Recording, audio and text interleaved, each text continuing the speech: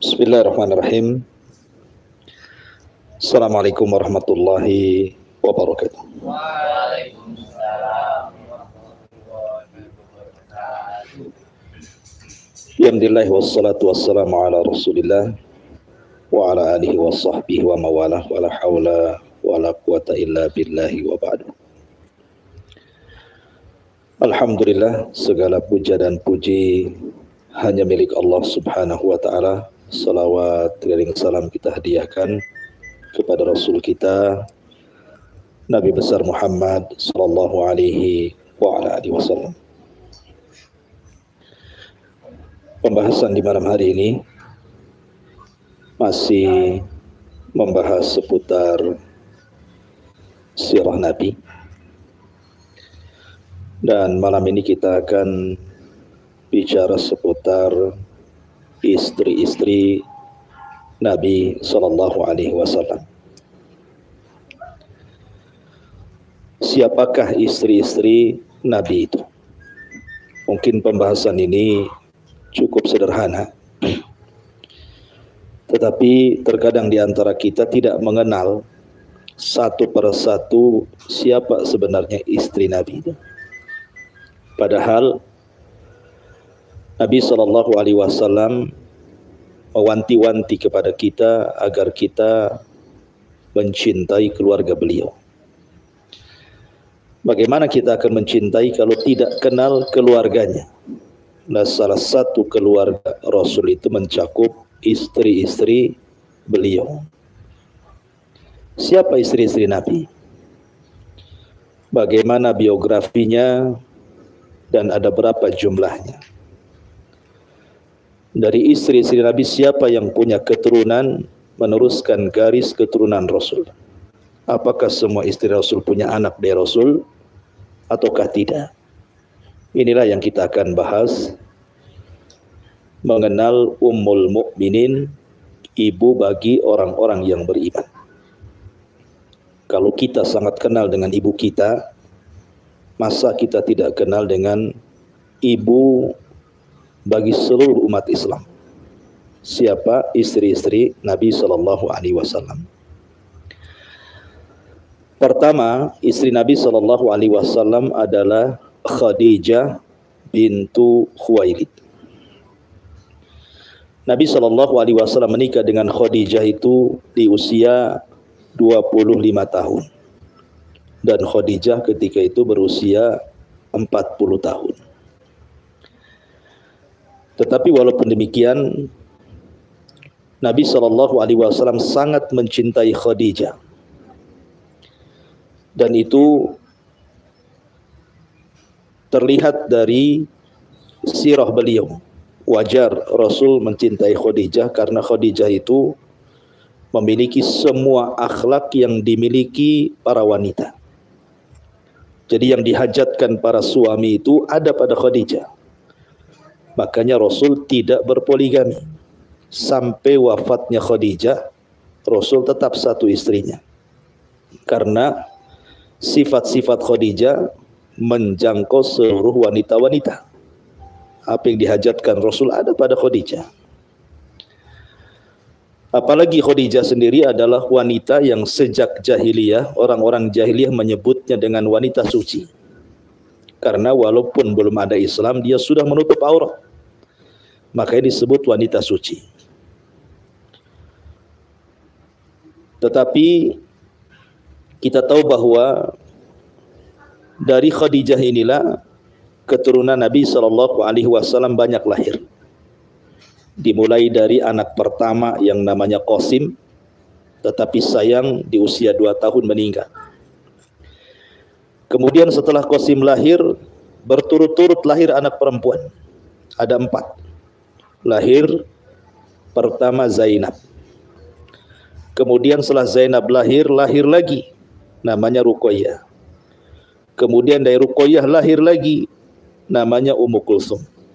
Dari Ummu Kulsum lahir lagi, namanya Fatimah. Lah dari Fatimah lahir anak bungsu Rasul, yang terakhir namanya Abdullah.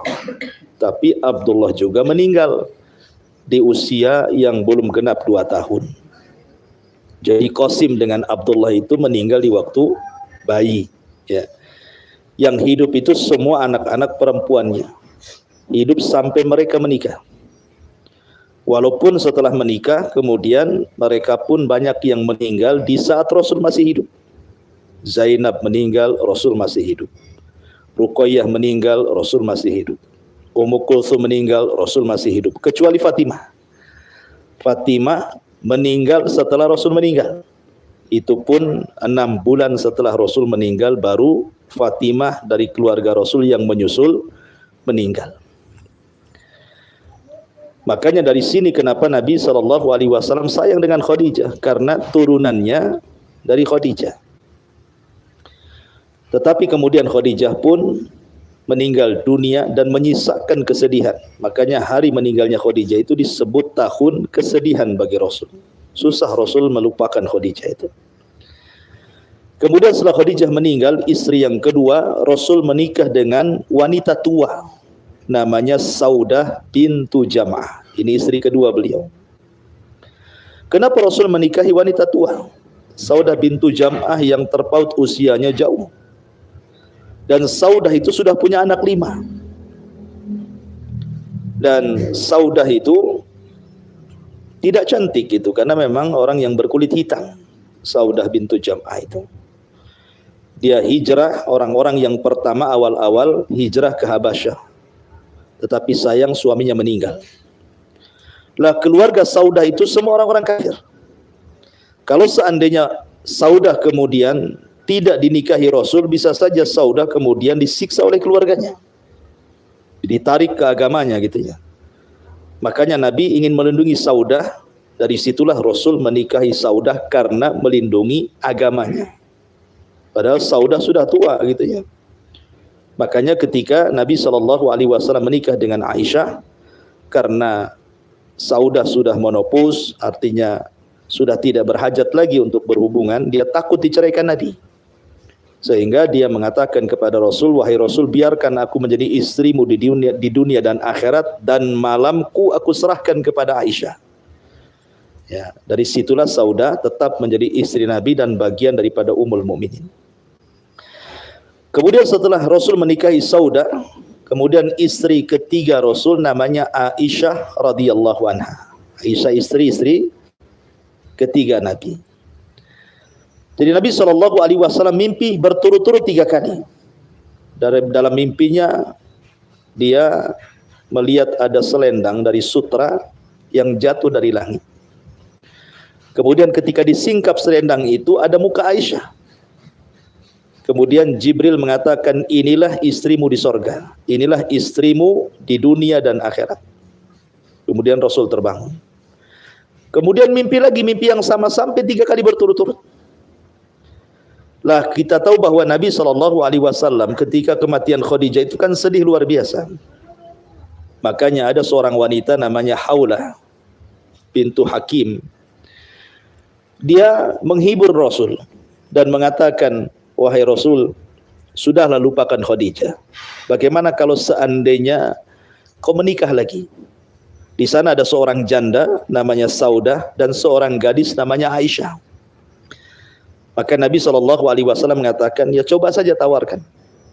Kalau Saudah kan tidak perlu menolak karena dia janda kan, tidak perlu bermusyawarah dengan orang tuanya karena janda itu yang menentukan dirinya. Tetapi Aisyah itu kan gadis dan usianya masih 7 tahun. Makanya kemudian dia mendatangi Ummu Aiman, ibunda Aisyah radhiyallahu anha, mengatakan, bagaimana kalau seandainya Aisyah itu nikah saja dengan Nabi? Tetapi Ummu Aiman ketika mendengar Haulah mengatakan seperti itu, ya namanya istri kan harus izin suami dulu kan. Ya tunggu dulu sampai ayahnya datang dan bertanya kepada Abu Bakar. Ketika disampaikan kepada Abu Bakar tidak menjawab. Masalahnya apa? Karena Aisyah ketika itu sudah hendak ditunang oleh Zubair ibn Mut'im. Ya. Makanya Abu Bakar mempertanyakan, jadi enggak menikah dengan Aisyah gitu ya. Tapi keluarga Zubair bin Mut'im kemudian menolak karena merasa bahwa Abu Bakar adalah mengikuti agama Rasul, sementara mereka masih di atas kesyirikan, enggak mau. Dari situlah maka Abu Bakar senang, bukan malah sedih ditolakkan. Kenapa? Karena sudah ada tawaran Rasul mau menikah dengan putrinya. Maka akhirnya Rasul pun menikah dengan Aisyah radhiyallahu anha di usia 7 tahun dan baru digauli di usia 9 tahun setelah 2 tahun hijrah ke kota Madinah. Dan Aisyah ini wanita cerdas. Wanita yang paling banyak mengambil hadis Nabi.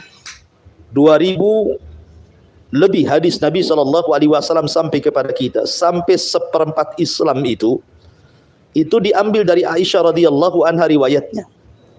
Jadi wanita yang cukup cerdas sekali, wajar karena memang Abu Bakar sendiri adalah orang yang cerdas, menguasai nasabnya orang Arab, sehingga wajar kecerdasan mengalir ke anaknya. Nah, makanya penting gitu ya bagi anda-anda ini yang belum punya jodoh ya, cari istri-istri yang cerdas ya, supaya anaknya juga cerdas ya. Ya, ada yang belum kawin? Nah, kita carikan yang cerdas nanti. Yang cerdas cari uang apa cerdas dalam Islam. Taib. Jadi Aisyah radhiyallahu anha dari istri keberapa? Istri ketiga. Istri ketiga bersama Nabi SAW, dan dia adalah satu-satunya wanita yang perawan.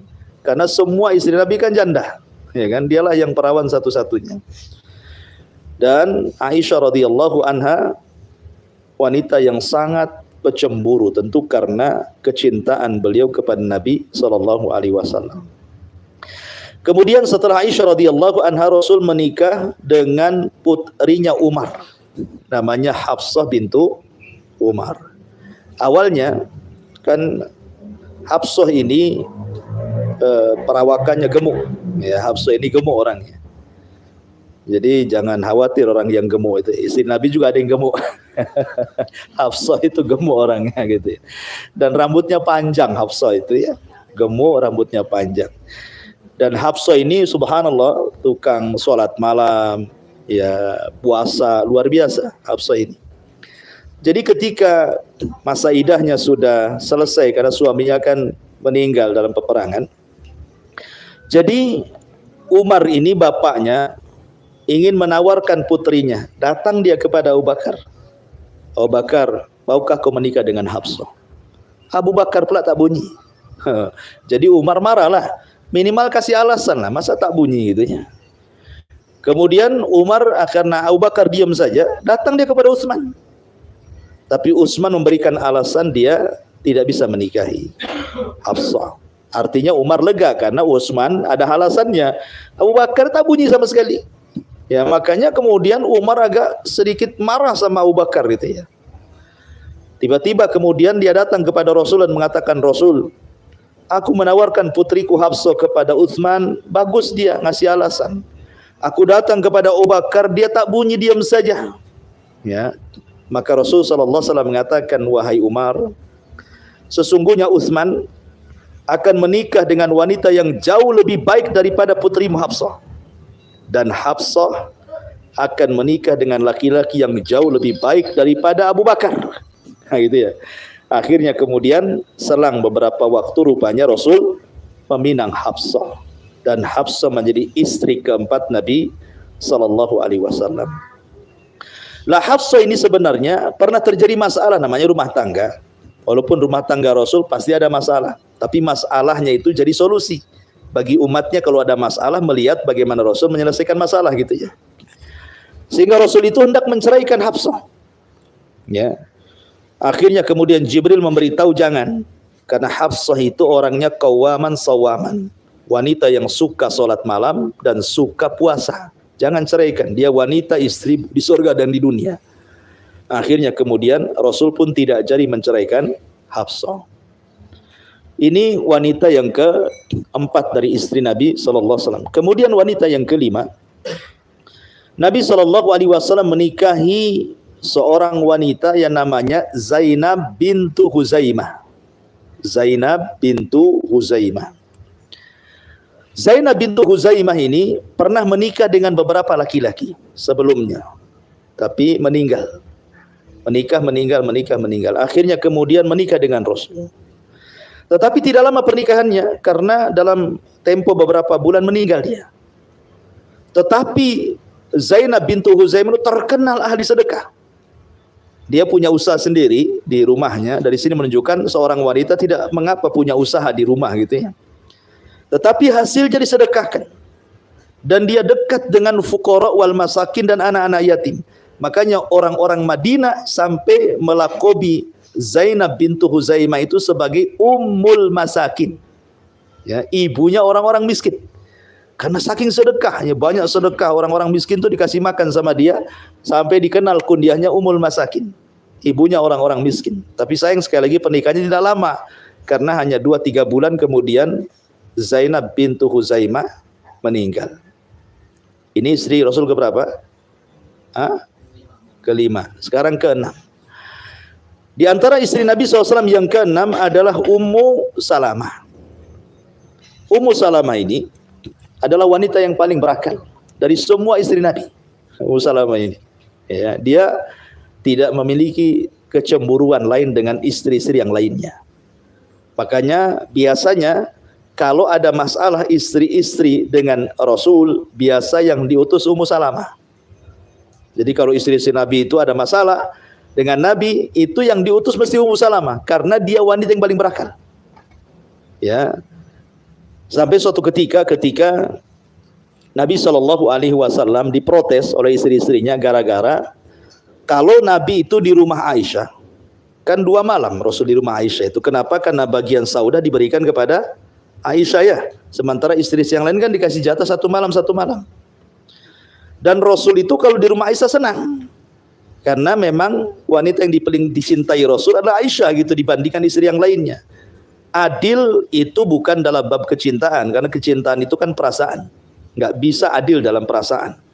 Tapi kalau adil dalam segi nafkah wajib. Tapi kalau dalam perasaan kan tidak bisa. Ya. Seperti ibu punya anak 5, mesti dari 5 ini ada 1 yang ibu suka kan gitu ya. Entah akhlaknya, entah kecerdasannya, kan nggak bisa adil dari perasaan. Kalau perasaan itu nggak bisa adil. Ya. Jadi Rasul itu dari segi perasaan lebih suka dengan Aisyah. Dan sahabat tahu kalau Rasul berada di rumah giliran Aisyah itu senang. Makanya banyak para sahabat itu ngirim hadiah. Tetapi kalau Rasul berada di istri yang lain, tak pula ada yang ngirim hadiah. Nah itu ya. Jadi cemburulah. Akhirnya kemudian istri-istri yang lain ngutus Ummu Salamah. Ummu Salamah datanglah kepada suami kita Nabi itu. Kasih taulah sahabat itu.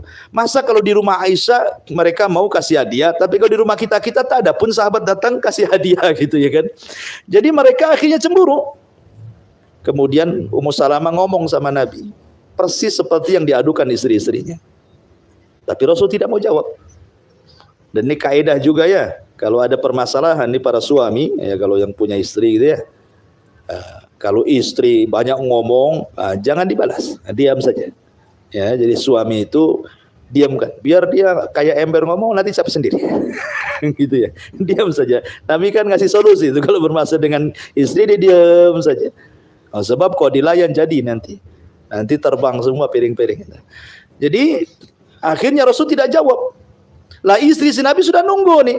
Nah, gimana keputusan Nabi wahai Ummu Salamah? Ummu Salamah mengatakan saya sudah ngomong tapi Nabi diam. Kalau gitu sudah gini saja, nanti giliran malammu kau lah ngomong sama Nabi kan.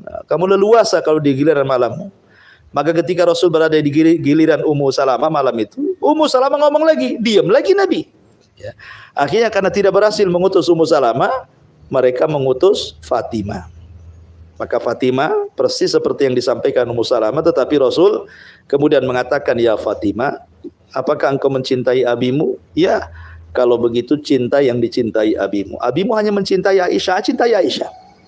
Ya, kemudian Rasul memberikan alasannya kenapa saya suka dengan Aisyah, karena di kamar Aisyah inilah wahyu turun dan tidak turun di kamar-kamar yang lainnya. Nah, sebab itulah aku suka dengan Aisyah, gitu ya. Jadi intinya bahwa Ummu Salamah itu wanita berakal dari semua istri-istri Nabi. Kemudian yang nomor 7, kemudian Nabi SAW menikah juga dengan Zainab bintu Jahsin. Kalau tadi Zainab bintu Huzaimah yang disebut dengan Ummul Masakin, ini istri yang ke-7 Rasul namanya Zainab bintu Jahsin. Sebenarnya Zainab bintu Jahsin ini adalah mantan istri anak angkat Nabi. Nabi itu punya anak angkat namanya Zaid ibn Harithah. Menikah dengan, Masya Allah, ya, Zainab kemudian dipinang oleh Rasul untuk Zaid anak angkatnya. Karena Zaid ini kan mantan budak, sementara Zainab ini kan orang yang berketurunan nasab yang baik, bangsawan mungkin bahasa kitanya. Sehingga karena beda, tidak sekufu, tidak seimbang gitu ya, sehingga rumah tangganya banyak cekcok. Makanya wajar ya, makanya dalam Islam itu kalau mencari pasangan itu kalau bisa sekufu lah. Sekufu itu seimbang. Jangan pula antum tak sekolah, TK pun tak hatam, dapat pula S3 istri antum. Masalah itu nanti jomplang tuh. Dibodoh-bodohin nanti sama istrinya ya. Jadi atau kita miskin dapat pula orang kaya raya sekali. Jadi jadi perbudak kita di rumah itu. Jadi harus sekufu lah. Minimal tuh seimbang ya. Ya kalau yang agak susah cari yang agak susah. Jadi akhirnya hidupnya sama-sama susah. Gitu ya. Ya kalau lulusan SMP ya dapatlah lulusan MTS gitu ya. Minimal seimbang pengetahuannya. Supaya kalau ngobrol itu nyambung. Ya kan? Anda SD aja enggak lulus, dapat pula doktor. Nanti bahasanya sasi-sasi Anda enggak paham pula. Itu kan. Ya intinya bahwa karena Zainab dengan Zaidi tidak sekufu, jadi banyak cekcok. Akhirnya Allah memerintahkan supaya Zaid menceraikan Zainab. Masalahnya habis diceraikan Zainab setelah habis masa idahnya, Allah pula perintahkan Rasul menikahi Zainab. Jadi Rasul menikahi bekas istri anak angkat. Kenapa? Ya, untuk menghapuskan tradisi jahiliyah. Karena orang-orang jahiliyah menyamakan antara anak angkat dengan anak kandung. Maka Rasul ingin menghapus. Beda anak angkat dengan anak kandung. Kalau bekas ini istri anak kandung, haram, tidak boleh dinikahi. Jadi mahram mu'abbad. Ya. Tapi kalau bekas istri angkat boleh dinikahi oleh bapak angkatnya. Kenapa? Karena nggak ada hubung kait mahram. Anak angkat kan bukan mahram kita. Nah, kita hanya ngangkat saja karena kebaikan. Nah, masalahnya ketika Zaid itu diangkat oleh Rasul, pula nasabnya dinasabkan kepada Rasul, Zaid bin Muhammad, padahal bukan anak Rasul. Maka Allah turunkan surah Al-Ahzab, tidak boleh menasabkan anak angkat ke bapak angkat, tidak boleh. Kan di masyarakat banyak tuh, ngambil anak angkat, nanti di kakaknya, bapaknya bapak angkatnya. Nggak boleh dalam Islam. Maka turun surah Al-Ahzab, ya, menegur tidak boleh menasabkan anak angkat kecuali kepada bapak aslinya. Namanya bapak angkat yang angkat saja. Kalau ingin menjadikan mahram anak angkat itu, pertama dinikahi dengan yang ada hubungan mahram, yang kedua disusui supaya jadi mahram, jadi naik ya gitu ya, statusnya dari anak angkat menjadi anak susuan. Kalau itu masih bayi gitu ya. Intinya bahwa istri yang keberapa, yang ketujuh Nabi SAW, namanya Zainab bintu Jahsin. Ini yang ketujuh. Yang kedelapan, istri Nabi SAW namanya Safiyah. Safiyah ini orangnya kecil tapi cantik, masalahnya pendek cantik gitu ya. Jadi Aisyah radhiyallahu anha cemburu ya, karena Rasul dapat Safiyah udah cantik sekali, masalahnya dia keturunan Yahudi. Jadi Nabi SAW menikahi Safiyah bintu Huyai. Bahkan ada suatu cerita Aisyah itu pernah cemburu, saking cemburunya sampai dia berbangga kalau dia tinggi, Safiyah itu pendek. Dia ngomong di hadapan Rasul, Safiyah itu begini loh. Pakai isyarat tangan, tidak ngomong dengan mulutnya, tapi disyaratkan dengan tangan begini. Saya itu tinggi gitu maksudnya. Bangga dengan tingginya Aisyah itu, dan Safiyah itu pendek, itu disyaratkan dengan tangannya. Rasul marahlah ya sama Aisyah, walaupun hanya isyarat, itu bagian daripada ghibah. Maka Rasul mengatakan, "Hai Aisyah, engkau sudah mengucapkan satu kalimat yang kalau kalimat itu diletakkan di lautan, satu lautan tercemar dengan kalimatmu itu. Cabut kata-katamu itu." Nah, gitu ya. Jadi akhirnya Aisyah pun bertobat kepada Allah Azza wa Jalla dan tidak berani menggibah Safiyah lagi. Kemudian yang kesembilan, istri Nabi SAW namanya Ummu Habibah. Ummu Habibah ini anak daripada musuh Nabi, namanya Abi Sufyan. Abi Sufyan inilah yang memimpin perang Uhud. Dari orang-orang kafir Quraisy, kaum muslimin kalah. Sampai Rasul hampir terbunuh dalam perang ini. Lah anaknya Ummu Habibah itu menikah dengan Rasul dan dananya didanai oleh Raja Habasyah. Jadi ketika Ummu Habibah bersama suami hijrah ke Habasyah, meninggal suaminya di Habasyah. Kemudian dia pun disuruh oleh Najasyi menikah dengan Rasul, yang mendanai pernikahan adalah Raja Najasyi. Maka Ummu Habibah menikah dengan Nabi SAW. Lah Abi Sufyan ini, bapaknya kan musuh Nabi. Jadi ketika mendengar Rasul akan menyerang Mekah, kemudian Abi Sufyan diutus oleh orang-orang Quraisy untuk berdamai. Janganlah Mekah diserang. Kata Abi Sufyan, tenang. Anakku adalah istri Muhammad. Saya akan melobi lewat anakku, katanya. Berangkat Abi Sufyan dari Mekah. Sampai di Madinah dia masuk ke rumah anaknya Ummu Habibah. Di situ ada tikar. Tikar itu biasa Rasul duduk di situ. Jadi ketika Abi Sufyan mau duduk di situ, digulung tikarnya sama anaknya.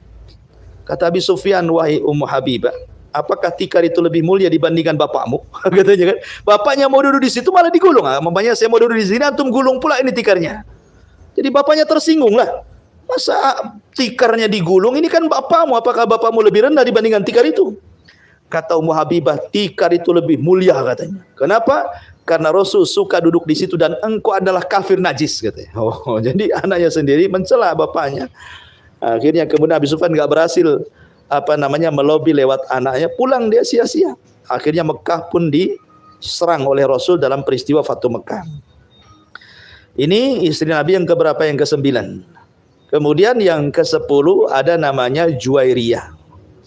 Juwairiyah bintul Haris, anak dari pembesar Bani Mustalik. Jadi Rasulullah SAW menyerbu Bani Mustalik karena ketika itu mendengar Bani Mustalik akan menyerang Madinah. Jadi sebelum menyerang Madinah diserbu dulu sama Nabi Bani Mustalik itu.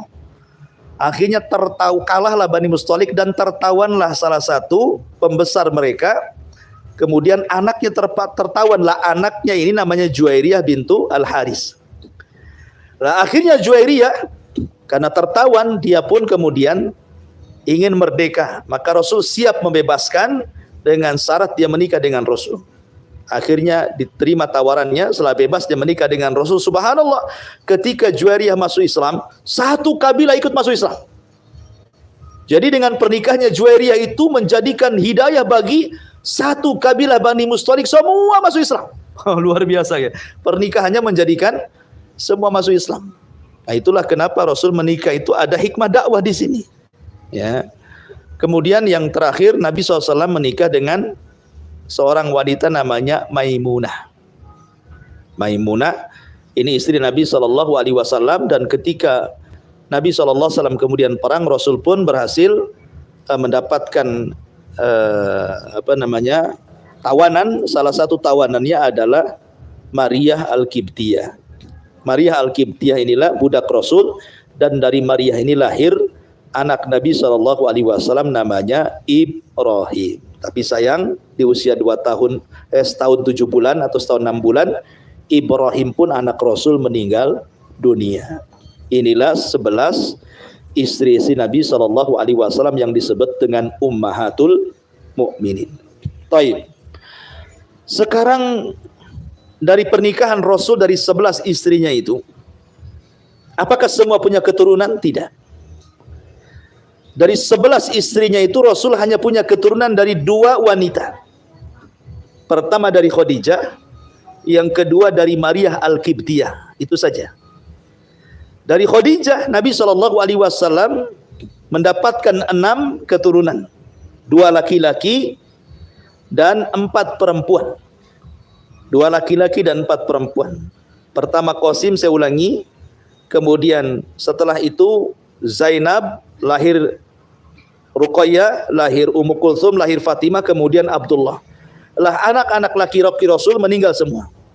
Qasim meninggal di waktu bayi, Abdullah meninggal di waktu bayi. Cuman bedanya kalau Qasim meninggal sebelum diangkat Rasul jadi nabi. Kalau Abdullah lahir setelah Rasul diangkat jadi nabi dan Rasul, sehingga dikunyahi dengan sebutan At-Thayyib. Jadi Abdullah itu disebut At-Thayyib, anak baik, anak suci.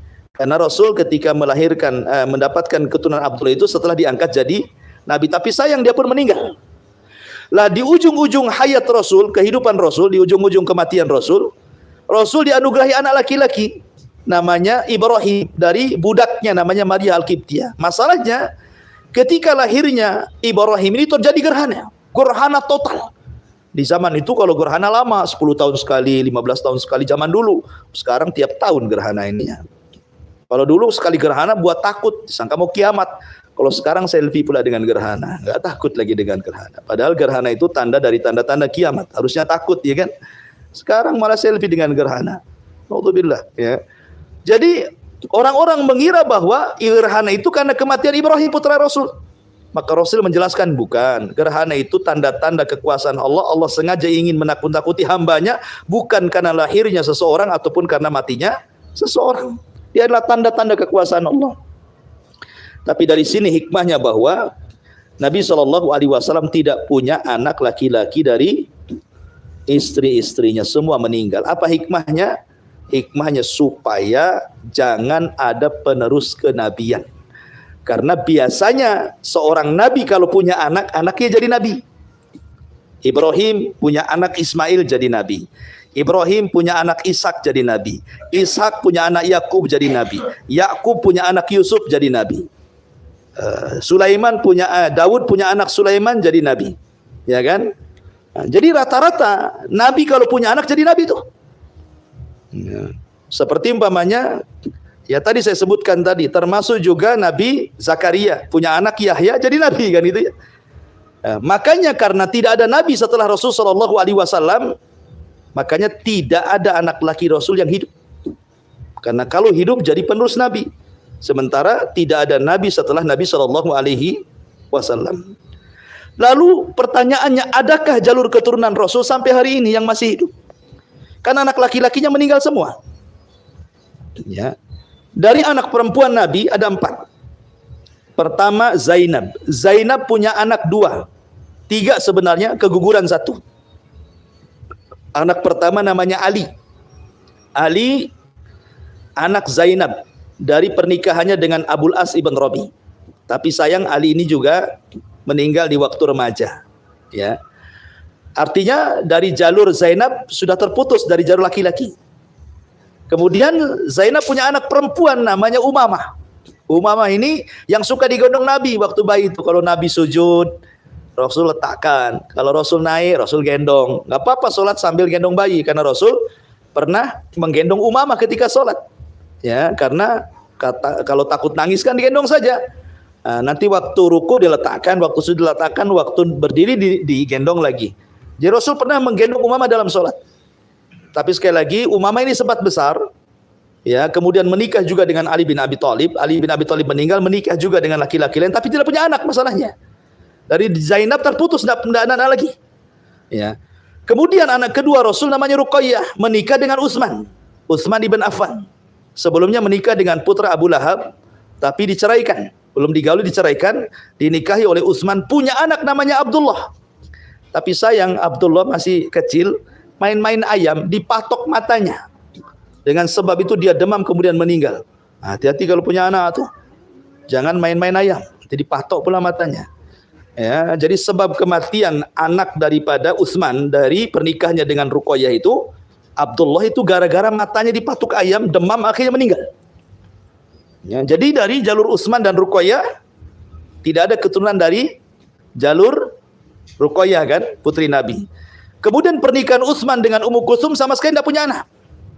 Ya, baru dari Fatimah radhiyallahu anha menikah dengan Ali radhiyallahu anha, baru dari Fatimah ini punya anak pertama Hasan, kemudian Husain, kemudian Muhsin, kemudian Zainab, kemudian Ummu Kulsum. Jadi dari Fatimah punya anak 5. 2 laki-laki, 3 laki-laki, 2 perempuan. Yang laki-laki namanya Hasan, kemudian Husain, kemudian Muhsin, kemudian Zainab, kemudian Ummu Kulsum. Ini semua anak Fatimah. Masalahnya Muhsin meninggal di waktu bayi. Ya, sehingga tidak sempat besar Muhsin ini. Sehingga Hasan dan Husain yang bisa sampai besar menikah dan punya anak banyak.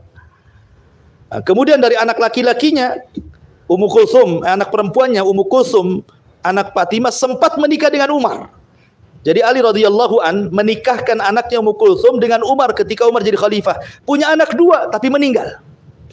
Ya, dari Ummu Kulsum ini. Kemudian dari Zainab pun putri Ali tidak ada sejarah punya keturunan. Artinya keturunan Fatimah itu hanya dari jalur 2 putranya Hasan dan Husain.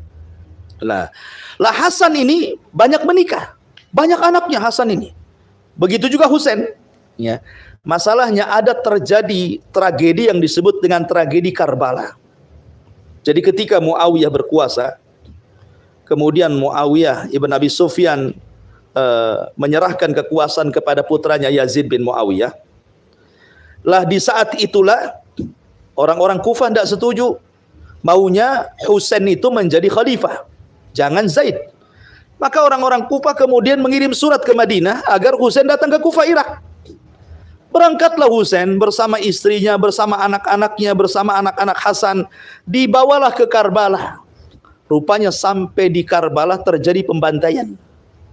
Jadi ditipu, ya, dikhianati oleh orang-orang Kufah. Rupanya mereka dikepung oleh tentara Ubaidillah ibn Ziyad. Akhirnya semua mati, tidak ada yang tersisa kecuali satu anaknya Husain yang selamat, namanya Zainul Abidin, atau dikenal dengan Ali ibn Husain ibn Ali ibn Abi Thalib. Jadi dari keturunan Husain itu tidak ada yang hidup satupun kecuali satu, namanya siapa? Ali ibn Husain, atau dikenal dengan Zainul Abidin. Dari Zainul Abidin inilah keturunan Nabi. Jadi Husain itu cuma punya anak satu yang selamat dalam perang Karbala, dari Ali bin Husain. Jadi siapapun yang mengaku keturunan Nabi, habaib dan yang lainnya, maka mereka harus masuk ke jalur satu orang ini. Namanya siapa? Ali ibn Husain, atau dikenal dengan Zainul Abidin, atau dikenal dengan Sajjad karena ahli sujud orangnya. Ya, ahli ibadah, suka sedekah. Bahkan dikenal dengan sedekahtus sir. Jadi kalau sedekah itu tengah malam. Tengah malam dia bawa gandum, cari orang fakir di Madinah, nanti ditaruh di pintunya. Besoknya orang miskin buka pintu, ada gandum. Ya. Jadi semua orang-orang fakir di Madinah itu kalau sudah waktunya beras kan sudah tahu nih, mungkin sebulan sekali habis gandum kan. Nanti setiap sebulan sekali sudah ada gandum di rumah-rumahnya itu. Tetapi orang-orang memang tidak pernah bersyukur, malah memfitnah Zainul Abidin keturunan Husain ini bakhil. Orang kaya kok bakhil katanya.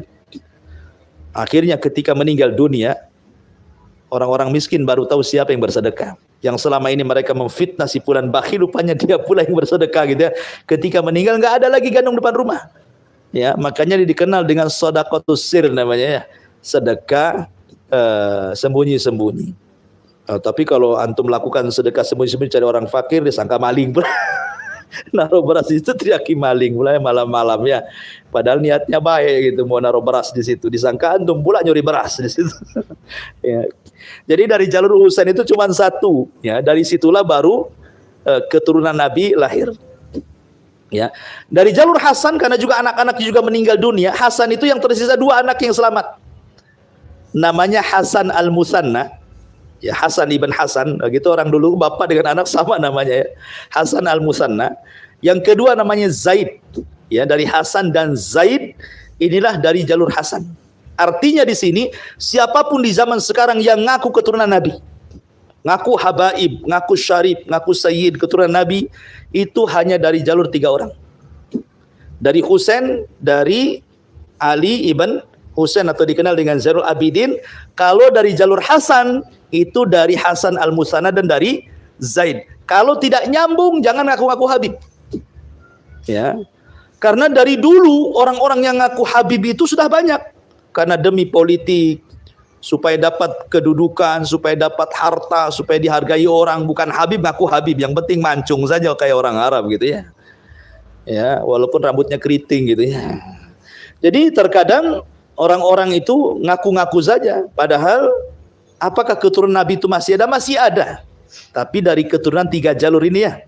Dari dua putra Hasan dan satu putra Husain. Dari Hasan, dari Zaid, dari Ali ibn Husain, atau dikenal dengan Zainul Abidin. Ya, tetapi sekali lagi bahwa kita ini hanya disuruh untuk mencintai keluarga Nabi, tapi tidak boleh berlebih-lebihan memuji mereka. Karena bagaimanapun nasab itu tidak lebih mulia dibandingkan amal soleh. Yang memasukkan orang ke surga itu amal soleh, bukan karena nasab keturunan Nabi atau bukan. Makanya Rasul mengatakan, man batta'a bihi amaluhu lam yusri bihi nasabuhu. Orang yang lambat amalnya tidak mungkin dikejar nasabnya. Karena kemuliaan dalam Islam itu adalah ketakwaan, bukan urusan si fulan nasabnya siapa, Karena kewajiban kita pada keluarga Nabi itu hanya disuruh mencintai mereka, bukan hulu ekstrim apalagi berlebihan di dalam memuji mereka. Wallahu alam. Ini dalam mengenal keluarga Nabi sallallahu alaihi wasallam. Taib, sampai di sini. Kalau ada yang bertanya silakan.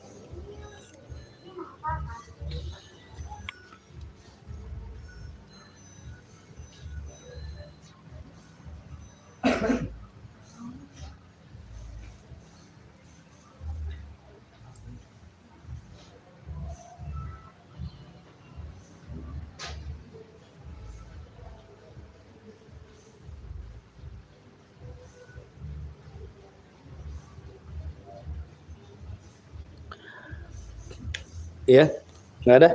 Kita tutup saja kalau nggak ada. Subhanaka wa bihamdika, asyhadu an la ilaha illa anta, astaghfiruka wa atubu ilaik.